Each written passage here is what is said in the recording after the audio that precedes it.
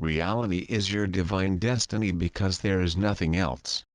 What you experience as humans alive on Earth is very convincing but, nevertheless, is quite unreal.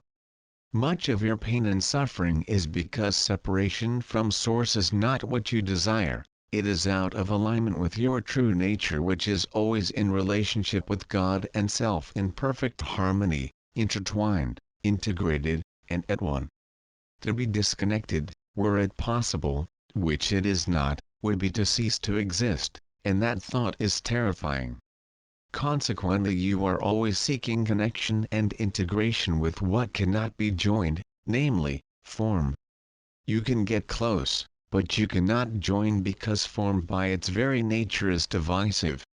What you most desperately desire is unavailable in form, but you continue to seek it there because there seems to be no other option, since you chose to experience separation as realistically as possible by constructing an illusion in which you immersed yourself and in which your knowledge of reality was almost completely lost and forgotten.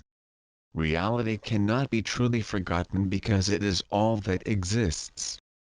It is a little like the air you breathe. You are largely unaware of it because your autonomic nervous system breathes for you, and you only notice the air when it is missing, for instance if you hold your breath or is toxic and unbreathable. Without it you die. Without reality you would cease to exist. However, you do have a faint but insistent sense that you are missing something important, which you do not know, and so you either distract yourselves with activities to avoid looking at the issue or you spend time pondering what it might be, in fact what the meaning of life might be, if indeed it has one. And of course the something important that you seek is reality, which remains hidden from you, by your own choice.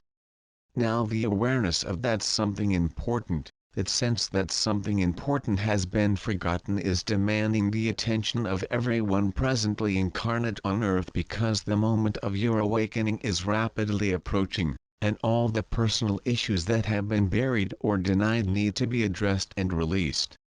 These issues, and everyone has some, are always issues concerning unfairness, abuse, mistreatment, betrayal, conflict, and your judgment of them. They are experiences that have hurt you and that you have refused or been unable to address and release because they were so painful. They remain embedded, seemingly out of sight, out of mind, but you use enormous quantities of energy keeping them repressed. As they surface into your conscious awareness, you again feel the intense pain that they caused when you originally experienced them, and your emotional reactive response is to hurriedly rebury them. But burying them gives them energy-draining power over you. You need to allow them to arise and be recognized without engaging with them, that is, see them and acknowledge them, but instead of judging them, offer them compassion, acceptance, and forgiveness, then give them permission to dissolve. That is the release that needs to occur, bringing you peace as the emotional loads that you have been carrying for so long just fall away, and love fills your hearts. As you well know, love is your nature, so by blocking it or refusing to accept it you make yourselves ill, psychologically and or physically. Illness indicates that deep-seated and painful personal issues are being repressed and denied instead of addressed and released. Psychotherapy can be very helpful if you can locate a competent and compassionate therapist. However, your guides, angels, and loved ones in the spiritual realms are all constantly available to flood you with love if you will just call on them, and then relax into your quiet inner space which love has never left. The stuff that is coming up for so many of you is to enable healing to occur, so it is important to just allow it to arise and flow through you like passing weather. Some of you are so shocked and disoriented when stuff like this arises that you wonder if you are going insane because you have done such a good job of repressing it, and had no idea it was dwelling within you. Refusing to acknowledge it causes it to stagnate and ferment, which can lead to a violent eruption with painful psychological and physical manifestations. it can be helpful to really take time out, even a week or two, when stuff that you were unaware that you were harboring starts to arise, so that you can spend time alone and uninterrupted to let it all flow, because you may find yourself sobbing your hearts out and even screaming in rage. To let your feelings and emotions flow as powerfully as that is probably not something you would wish to do if you were not alone.